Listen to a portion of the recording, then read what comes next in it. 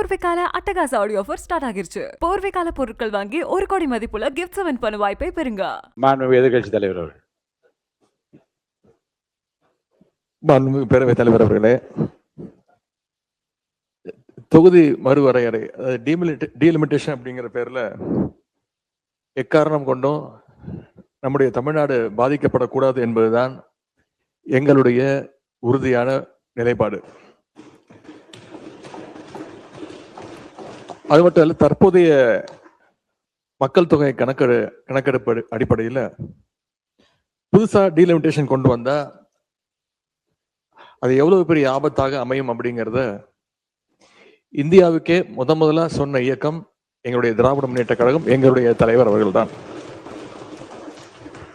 இந்த விஷயத்துல எங்களுடைய கழக அரசு எடுத்த பல்வேறு நடவடிக்கைகளை இங்க பேசிய அமைச்சர் பெருமக்கள் உட்பட பல்வேறும் இங்கே பதிய வச்சிருக்கிறாங்க. இருந்தாலும் நான் சில நடவடிக்கைகளை இங்கே பதிய வைக்க விரும்புகின்றேன். VGK Zenora Garden, சென்னையோட நெக்ஸ்ட் புல் Padappai Japanese theme flats and villas. Call 9171664444. Delimitation சொல்லி தமிழ்நாட்டுடைய எம்பிக்கள் சீட் எண்ணிக்கையை குறைக்க அனுமதிக்க மாட்டோம். தமிழ்நாட்டுக்கு தற்போதுள்ள ரெப்ரசன்டேஷன் விதிகாச்சாரம் குறையக்கூடாதுன்னு இதே சட்டமன்றத்தில் 2024 பிப்ரவரி மாதம் அன்று தீர்மானத்தை நிறைவேற்றியவர் எங்களுடைய கழக தலைவர் அவர்கள், அப்போதைய முதலமைச்சர் அவர்கள். பிறகு சென்ற ஆண்டு பிப்ரவரி 2 இது தொடர்பாக ஒரு அமைச்சரவை கூட்டத்தையும் கூட்டி எங்களுடைய முதலமைச்சர், எங்களுடைய தலைவர் அவர்கள் அப்பொழுது நடத்தினார்கள். அந்த கூட்டத்தினுடைய முடிவின் எடுக்கப்பட்ட அடிப்படையில் சென்ற ஆண்டு மார்ச் மாதம் 5 எங்கள் தலைவர் தலைமையில ஒரு அனைத்து கட்சி கூட்டமும் கூட்டப்பட்டது. அந்த கூட்டத்துல இங்க இருக்கக்கூடிய மாண்புமிகு நீர்வளத்துறை அமைச்சர் அவர்கள் அவங்களுடைய இயக்கத்தின் சார்பாக கலந்து கொண்டு அவருடைய கருத்துக்களை அங்கே பதிய வச்சிருக்கிறார்.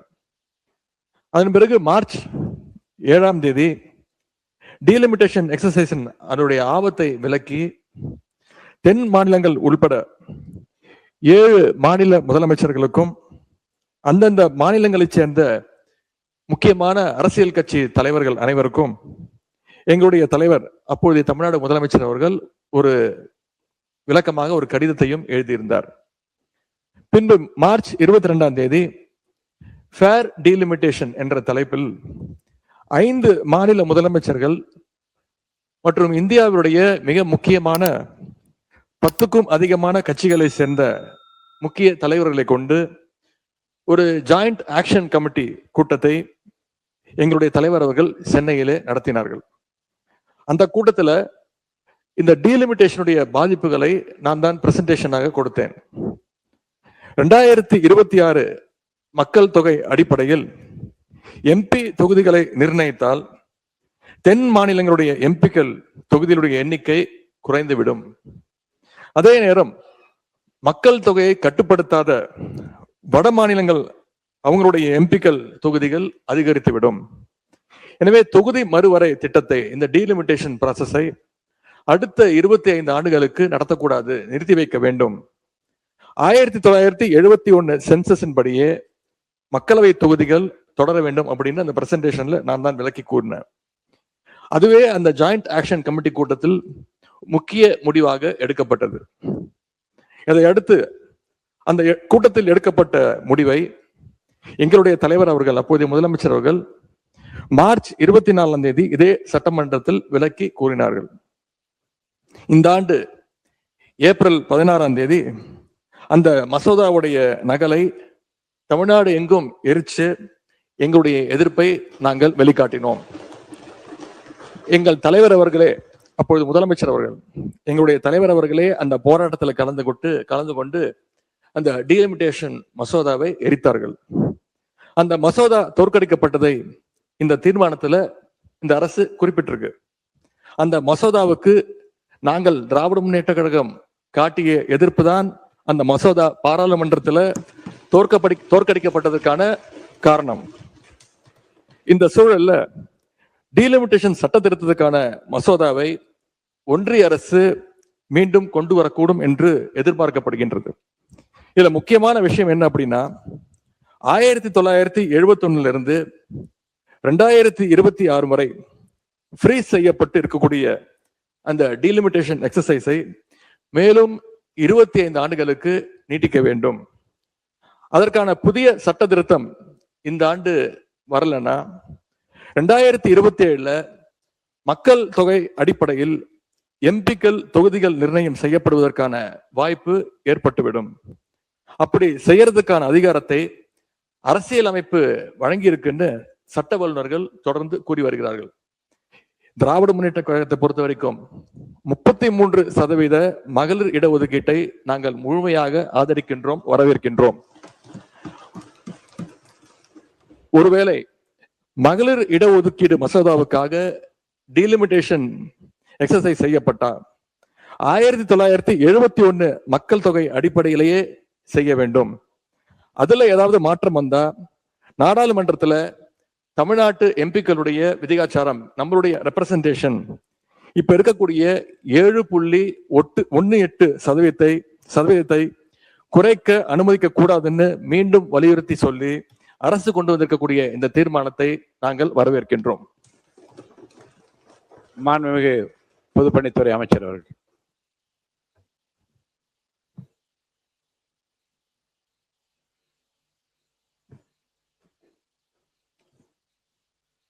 பேரவைத் தலைவர் அவர்களே, என்னுடைய முதல் உரை தந்தை பெரியார், பேரறிஞர் அண்ணா, புரட்சியாளர் அம்பேத்கர் அவர்களுடைய வணக்கத்தை தெரிவித்து இந்த தீர்மானத்தில் பேச வாய்ப்பு கொடுத்த எங்களுடைய முதலமைச்சர் அவர்களுக்கும் பேரவைத் தலைவர்களுக்கும் வணக்கத்தை தெரிவித்து, ஒரு வரலாற்று சிறப்புமிக்க தீர்மானம். ஏன் இந்த தீர்மானம்? எங்களுடைய முதலமைச்சர், தமிழ்நாட்டுடைய முதலமைச்சர் ஒரு வரலாற்று சிறப்புமிக்க தீர்மானத்தை இந்த அவையில் கொண்டு வந்திருக்கிறார். இந்த தீர்மானத்தின் அடிப்படை மாநிலங்கள் இல்லாத ஒன்றிய அரசு இல்லை. அறிஞர் அண்ணா வலியுறுத்தியதை போல, பாராளுமன்றத்தில் முழங்கியது போல, மாநில சுயாட்சி இல்லாமல் ஒரு இந்தியாவை உருவாக்க முடியாது. மாநிலங்களை தவிர்த்து இந்திய நாட்டுடைய வளர்ச்சியை உருவாக்க முடியாது. அமெரிக்காவின் ஆபிரகாம் லிங்கன் ஜனாதிபதியாக இருந்த பொழுது ஒரு யுத்தத்தை எதிர்கொண்டார். அந்த யுத்தம் வடக்கு தெற்கு என்கின்ற யுத்தம். அதே போல்தான் இன்று வடக்கு தெற்கு என்கின்ற யுத்தத்தில் இன்றைக்கு இந்தியாவும் சரி, நம்மளும் சரி எதிர்நோக்கி இருக்கிறோம். புரட்சியாளர் அம்பேத்கர் உருவாக்கிய அரசியலமைப்பு சமத்துவத்தை வலியுறுத்துகிறது. ஆர்டிகல் 14 எல்லோரும் சமம், எல்லோருக்குமான அரசியல் அதிகாரம் உருவாக்கப்பட வேண்டும். அதில் மாநிலத்துடைய பிரதிநிதித்துவம் மிக முக்கியமானது. நம்மளுடைய பிஜேபி சகோதரர் கேட்டார், ஏன் இந்த அவசரம் என்று. பாராளுமன்றத்தில் பிரதிநிதிகள் இல்லாத பொழுதே தமிழ்நாட்டில் சமூக நீதியின் அடிப்படையில் இடஒதுக்கீடு ஏற்படும் பொழுது தந்தை பெரியாரும் அண்ணாவும் இணைந்து அரசியலமைப்பில் முதல் திருத்தத்தை கொண்டது தமிழ்நாடு. இதுதான் தமிழ்நாட்டுடைய வரலாறு. அதே வழியில் எங்களுடைய முதலமைச்சர் இந்த தீர்மானத்தை தமிழகத்திற்கு மட்டுமல்ல, இந்திய ஒருமைப்பாட்டிற்காக, இன்றைக்கு ஆளக்கூடிய அரசுகள் வரக்கூடிய தேர்தலுக்காக இந்த சட்டங்களை கொண்டு வரலாம் அப்படின்னு ஒரு சிந்தனை உருவாக்கலாம். ஆனால் இந்தியா என்பது பன்முகத்தன்மை கொண்டது. அரசியல் கட்சிகள் மாறலாம், ஆனால் புரட்சியாளர் அம்பேத்கர் உருவாக்கிய அரசியலமைப்பு எப்பொழுதும் நிரந்தரமானது. அந்த அரசியலமைப்பை பாதுகாக்க இந்த தீர்மானம். இதில் திராவிட முன்னேற்ற கழகத்தின் நன்றி சொல்லுகிறோம் எதிர்க்கட்சி தலைவர் அவர்களுக்கு. அரசியல் ரீதியாக நாம் மாறுபட்ட கருத்துக்கள் இருக்கலாம், ஆனால் அண்ணா உருவாக்கிய கொள்கை திராவிட முன்னேற்ற கழகத்திற்கு மட்டும் உருவாக்கவில்லை, தமிழ்நாட்டிற்காகவும் இந்தியாவுக்காகவும் உருவாக்கிய கொள்கை. அந்த கொள்கை வழியில் வந்தவர்கள் நாங்கள், எங்களுடைய முதலமைச்சரும். அந்த கொள்கையில் தமிழக வெற்றி கழகம் மட்டுமல்ல, திராவிட முன்னேற்ற கழகம் மட்டுமல்ல, அண்ணா திராவிட முன்னேற்ற கழகம் புரட்சியாளர் புரட்சி தலைவரால் உருவாக்கப்பட்ட எம்ஜிஆர் அவர்களும், புரட்சி தலைவி அம்மா அவர்கள் தன் இறுதி மூச்சு வரை மாநில சுயாட்சிக்காகவும், கலைஞர் அவர்கள் மாநில சுயாட்சிக்காகவும் இதே அவையில், இதே தமிழ்நாட்டில் அரசியல் கருத்துக்களும் வேறுபாடுகள் இருந்தாலும் உயிர் உள்ளவரை, உயிர் மூச்சு உள்ளவரை மாநில சுயாட்சிக்காக குரல் கொடுத்தவர்கள். இந்த தீர்மானத்தில் மிக முக்கிய பிரச்சனை, மாநில சுயாட்சியை நாம் இழப்போம். அண்ணா அன்னைக்கே முழங்கினார், வடக்கு வாழ்கிறது, தெற்கு தேய்கிறது. இன்றைக்கு வரைக்கும் அந்த பிரச்சனை இருந்து கொண்டுதான் இருக்கிறது. நாம் பாராளுமன்ற தேர்தலில் 40க்கு 40 புதுச்சேரி உட்பட வெற்றி பெறுவோம். நமது பாராளுமன்ற உறுப்பினர்கள் தமிழ்நாட்டுக்கு எதிரான அனைத்து சட்டங்களுக்கு எதிராக குரல் கொடுத்துக் கொண்டிருக்கிறார்கள். அது நீட்டாக இருக்கட்டும், ஜிஎஸ்டியா இருக்கட்டும், சிஏவா இருக்கட்டும். ஆனால் கடந்த 10 வருடங்களாக நமக்கான சட்டங்கள் நமக்கு எதிராக தான் இருந்துட்டு இருக்கு. கடைசி வாய்ப்பாக 543 என்று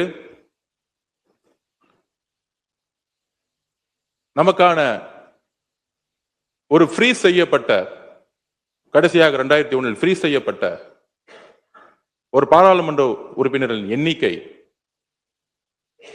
மாறுபடும் பொழுது நமக்கான குரலும் நமக்கான உரிமையும் பறிக்கப்படும்.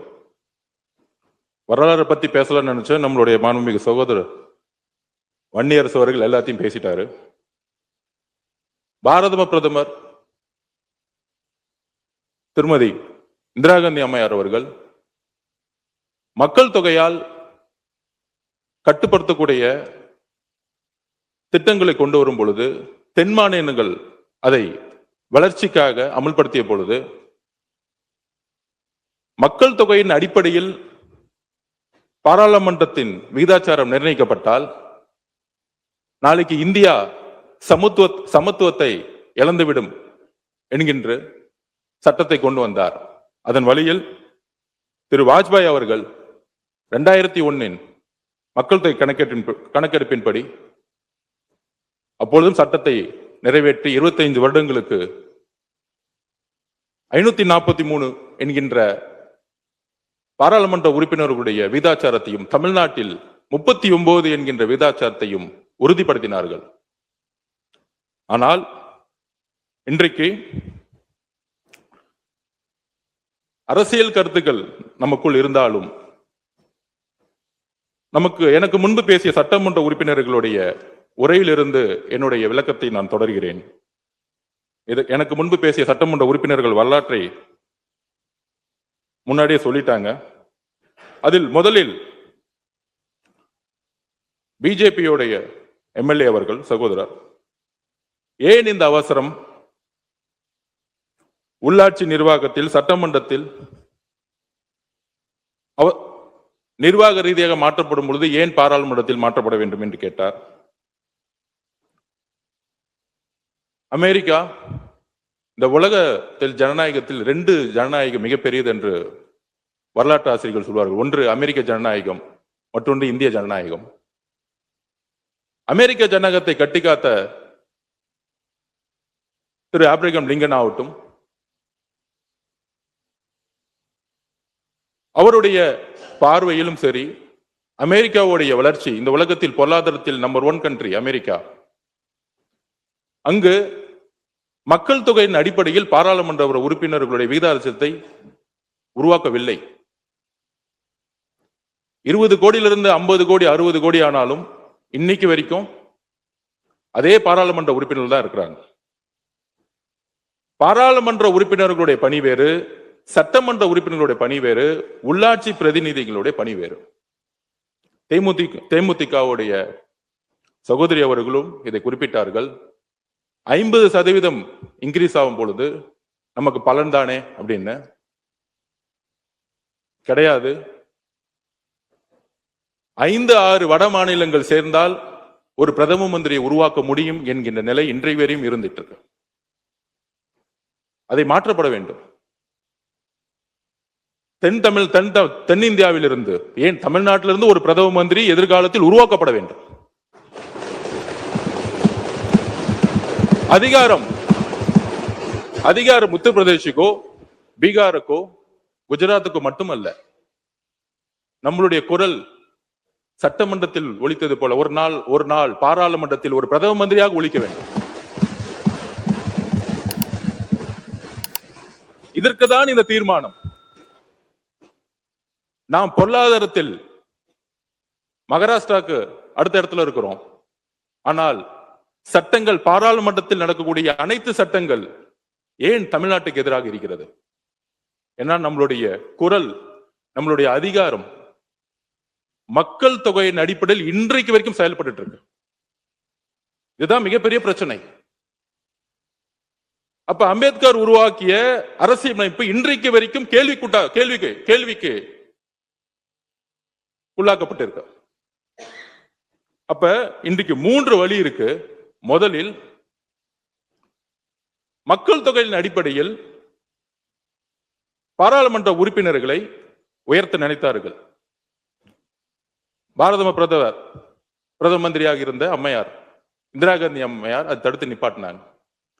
அதுக்கப்புறம் பிஜேபி ஒரு சகோதரர்கள் சொல்லுகிறேன், உங்களுடைய பிரதமர் வாஜ்பாய் அவர்களும் அதை தடுத்து நிப்பாட்டினார். அந்த ஜனநாயகத்தை நாங்கள் மதிக்கிறோம். இங்கு காங்கிரஸ் பிஜேபி என்பது அல்ல. இன்றைய தீர்மானம் காங்கிரஸ் பிஜேபி என்பது அல்ல. இந்த தீர்மானம் மாநில சுயாட்சியும் இந்திய ஒருமைப்பாட்டையும் நிலைநிறுத்துவதற்கு. நாளைக்கு காங்கிரஸ் பிரதம மந்திரி ஆகலாம், பிஜேபி பிரதம மந்திரி ஆகலாம். பிஜேபி இருக்கக்கூடிய சட்டமன்ற உறுப்பினர் அவர்களுக்கு உங்களுடைய வழியிலிருந்தே சொல்லுகிறேன், நீங்கள் எந்திரித்து குரல் கொடுக்கிறீர்கள். 234 பேர் அவையில் இருக்கக்கூடிய ஒருவர் நீங்கள் குரல் கொடுக்கிறீர்கள். உங்களுடைய குரல் எங்கும் கேட்கவில்லை. உங்களுடைய வழி அது. இதே வழி நாளை தமிழ்நாட்டில் ஏற்படக்கூடாது. பாராளுமன்றத்தில் தமிழ்நாட்டுக்கு ஏற்படக்கூடாது, தென்னிந்திய மாநிலத்துக்கு ஏற்படக்கூடாது. நீங்கள் பிஜேபி இருந்தாலும் ஒரு தமிழராக உணருங்கள். இந்த தீர்மானம் எதற்கு என்று அரசியலுக்கு அப்பாற்பட்டு சிந்திக்க வேண்டும். அண்ணா அவர்களும் பெரியார் அவர்களும் புரட்சியாளர் அம்பேத்கரும் அரசியல் கட்சிக்கு அப்பாற்பட்டு இந்தியா என்கின்ற ஒரு நாட்டிற்கும் தமிழ்நாட்டிற்காகவும் சிந்தித்தார்கள். தேர்தல் காலங்களில் வெற்றி பெறுவதற்காக நாம் பல்வேறு அரசியல் களத்தில் நாம் சண்டையிடலாம். ஆனால் இந்த தீர்மானம் நீட்டை விட முக்கியமான ஒரு தீர்மானம். ஏனால் அந்த நீட்டை கொண்டு வரப்படுவதே பாராளுமன்றத்தில் அதிகப்படியான பெரும்பான்மை இருப்பதனால். யோசிச்சு பாருங்கள், நமக்கு 100 MP இருந்தா நீட் கொண்டு வரப்பட முடியுமா? ஜிஎஸ்டி கொண்டு வர முடியுமா? கொண்டு வர முடியாது. அப்ப தேமுதிகவுடைய சகோதரி சட்டமன்ற உறுப்பினர் ஆகட்டும், பிஜேபி இருக்கக்கூடிய சகோதரர் ஆகட்டும், பிஎம்கேயோட சகோதரர் ஆகட்டும், பாராளுமன்ற உறுப்பினர்களுடைய பணி சட்டத்தை இயற்றுவது. பாராளுமன்ற உறுப்பினர்களுடைய பணி உள்ளாட்சித்துறையுடைய பிரதிநிதிக்கான பணி கிடையாது. சட்டமன்ற உறுப்பினருக்கான பணி கிடையாது. 20 லட்சம், 30 லட்சம், 50 லட்சம் ஆனாலும் அமெரிக்காவில் பாராளுமன்ற உறுப்பினர்கள் எண்ணிக்கையை மாற்றுவதில்லை. இந்தியாவில் உலகத்திலேயே அதிகமான பொருளாதார வலிமையை உருவாக்கியது அமெரிக்கா. ஜனநாயகத்தை உருவாக்கிய அமெரிக்கா. ஜுடிஷியல் சிஸ்டம், டிரான்ஸ்பரன்சி உருவாக்கியது அமெரிக்கா. இதைதான் புரட்சியாளர் அம்பேத்கர் அரசியலமைப்பை எழுதும் பொழுது உறுதியாக சொன்னார். எல்லோரும் சமங்கின்ற ஒரு அரசியலமைப்பை உருவாக்கிய பொழுது அந்த சமத்துவத்தை உடைக்கக்கூடிய ஒரு சட்டமாகவும் வரக்கூடிய ஆபத்து இருப்பதனால்தான் இதை எந்த கருத்து வேறுபடும். திரு மு.க. ஸ்டாலின் அவர்கள் இதில் உடன்படுகிறது அந்த முதல் குரல் கொடுத்தார். அதுல எந்த வேறுபாடும் கிடையாது. அதில் நாங்கள் ஆதரிக்கிறோம். ஆனால் 2026 ஏப்ரலில் அவங்க சொன்ன ப்ரொபோர்ஷனேட் ஃபர்ஸ்ட் பாப்புலேஷன் அடிப்படையில் நம்ம எதிர்த்தோம். அதுக்கப்புறம் நம்மளுடைய தமிழ்நாடு 7.18 அப்படிங்கிற ப்ரொபோர்ஷனேட் விகிதாச்சாரம் குறையக்கூடாது விகிதாச்சாரம் உயர்ந்தால் வரவேற்கலாமா அப்படிங்கின்ற ஒரு குரல் வந்தது. அதையும் திராவிட முன்னேற்ற கழகத்துடைய திரு மு க ஸ்டாலின் கடுமையாக எதிர்த்தார். அதில் நாங்கள் அதான் சொல்றேன், எல்லா முதலமைச்சரும் இல்ல, இந்த பிரச்சனை இப்பதான் வந்துச்சு, அதுக்காக சொல்றோம். இந்த 2 வருஷமா தான் இந்த பிரச்சனை. ஓகே, முன்னாள் முதலமைச்சர் அவர்கள் திரு மு க ஸ்டாலின் அவர்கள் கடுமையாக எதிர்த்தார். திமுக எதிர்த்தது. எங்களுடைய தலைவரும் 2025 ஆண்டிலிருந்து இதுவரை 3 அறிக்கை கொடுத்திருக்கிறார். நாங்களும் எதிர்க்கிறோம். ஏன்னா இது அண்ணாவுடைய கொள்கை. அப்படி இருக்கும் பொழுது இப்பொழுது ஏன் இந்த பிரச்சனை அப்படின்னா, புதிதாக ஒரு பிரச்சனை 50% மாநிலங்களுக்கு கொடுக்கலாம் அப்படிங்கின்ற ஒரு கருத்து வருது. அந்த 50% இந்தியாவில் உள்ள எல்லா மாநிலங்களுக்கும் கொடுக்கப்பட்டால் பாராளுமன்ற உறுப்பினருடைய பிரதிநிதித்துவம் அதிகமாவதே, தமிழ்நாட்டுக்கு அதிகமாவதே அப்படிங்கின்ற ஒரு குரல்.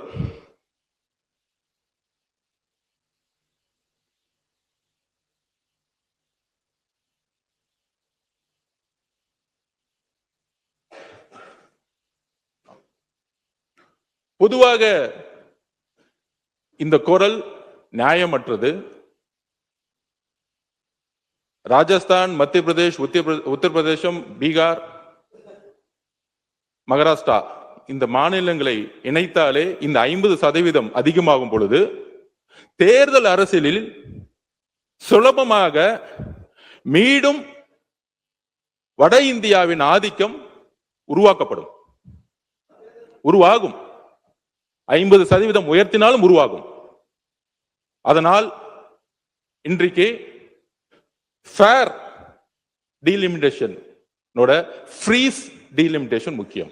ஃப்ரீஸ் டீலிமிட்டேஷன் பாரத பிரதமர் இந்திரா காந்தி அம்மையார் அவர்கள் உத்தரவாதம் கொடுத்து சட்டத்தை இயற்றியது போல பிஜேபியுடைய பாரத பிரதமர் வாஜ்பாய் அவர்கள் சட்டத்தை இயற்றி மாநில சுயாட்சிக்கும் இந்திய ஒருமைப்பாட்டிற்கும் பாதுகாப்பு கொடுத்தது போல எங்களுடைய முதல்வர் ஏற்படுத்திய தீர்மானம் இந்திய ஒருமைப்பாட்டையும் தென் மாநிலத்துடைய பாதுகாப்பிற்கும் இதே 543 தொடர வேண்டும். இதுதான். எந்த வழி வந்தாலும் அது மக்கள் தொகையின் அடிப்படையிலேயோ இல்ல விகிதாச்சார மாற்றத்தின் அடிப்படையிலேயோ எல்லோருக்கும் சமமான விகிதாச்சாரம் என்று கொடுக்குவோம் என்ற உத்தரவாதம் இருந்தாலோ இல்லை 50% அதிகமான எண்ணிக்கை கொடுத்தாலோ அது நமக்கு தேவையில்லை. தமிழ்நாட்டிலிருந்து மக்கள் கிட்ட இது வரைக்கும் எந்த விதமான குரல் உருவாகவில்லை. அதிகமான பாராளுமன்ற உறுப்பினர்கள் வேணும். இது வரைக்கும் மக்கள் எந்த இடத்திலும் போராட்டமோ இல்ல தேவை ஏற்பட்டது கிடையாது. நிர்வாக வசதி தேவையற்றது. ஒரு பாராளுமன்ற உறுப்பினர் சட்டத்தை ஏற்றக்கூடியவர், அவ்வளவுதான். சட்டத்தை ஏற்றக்கூடிய இடத்துல அவருடைய பதிவை செய்யக்கூடிய இடத்துல இருக்கிறார் பாராளுமன்றத்துல. சோ அதனால நிர்வாக வசதிக்காக நமக்கான பிரதிநிதித்துவம் கிடைக்கும் அப்படின்னு சொல்லக்கூடிய ஒரு தவறான வட இந்திய ஆதிக்கத்தில் நாம் வீழ்ந்து விடக்கூடாது என்பதற்காக இந்த தீர்மானம். இந்தி பேசும் மாநிலங்கள், நன்றி, இந்தி பேசும் மாநிலங்கள், வடகிழக்கு மாநிலம் எடுத்துக்கொள்ளுங்கள். வடகிழக்குல 7-8 மாநிலங்கள் இருக்கு. ஏன் அவர்கள் குரல் பாராளுமன்றத்தை ஒழிக்கவில்லை? பிரதிநிதித்துவம் இல்லை. நாளைக்கு வடகிழக்கு மாநிலங்கள் போல தென் மாநிலங்களும் ஆயிடக்கூடாது. அதுக்குதான் இந்த தீர்மானம் முதலமைச்சர் கொண்டு வந்திருக்கிறார். அடுத்த 100 வருஷத்துக்கான அரசியல் மாற்றப்படும். அடுத்த 50 வருஷத்துக்கான அரசியல் மாற்றப்படும். நாம் சமூக நீதி அடிப்படையில் கல்வியை உருவாக்கினோம், உயர்கல்வியை உருவாக்கினோம். அதிகமான மெடிக்கல் காலேஜஸ் இருக்கு. நமக்குள்ள போட்டிகள் இருக்கலாம், அரசியல் சண்டைகள் இருக்கலாம். வளர்ந்த மாநிலமாக இருக்கிறோம். ஆனால் அந்த வளர்ச்சி அரசியல் ரீதியாக வெற்றி பெற வேண்டும். இன்றைக்கு நம்மளுடைய அண்ணன் தங்கம் தென்னரசனுக்கு தெரியும், ஏன் எங்களுடைய நிதியமைச்சர் இருந்தவர்கள் தெரியும், நம்ம ₹1 கொடுத்தா நமக்கு ₹40 திருப்பி கொடுக்கிறாங்க. ஏன்? நமக்கான அதிகாரம் கிடையாது. ஓகே, 29 பைசா, 29 பைசா.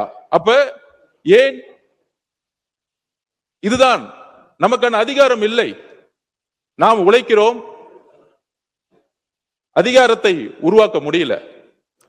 அதுக்காக இந்த எதிர்காலத்தில் 50% என்று சொன்னால் கூட நம்மளுடைய எப்படி 2026 ஏப்ரலில் இந்த சட்டம் வரும்பொழுது 39 பாராளுமன்ற உறுப்பினர்களும் இணைந்து நின்று எதிர்த்தார்களோ, இன்றைக்கு ஒரு வேறுபாடு இருக்கலாம். 2026 அப்புறம் திராவிட முன்னேற்ற கழகத்திற்கும் காங்கிரசுக்கும் அரசியல் ரீதியாக வேறுபாடு இருக்கலாம். உங்களோடு காங்கிரஸ் இருந்தார்கள், எங்களோடு இன்றைக்கு மக்களுடைய முடிவிற்காக எங்களோடு இணைந்தார்கள். தவறு, நான் அரசியல் ரீதியா பேசல.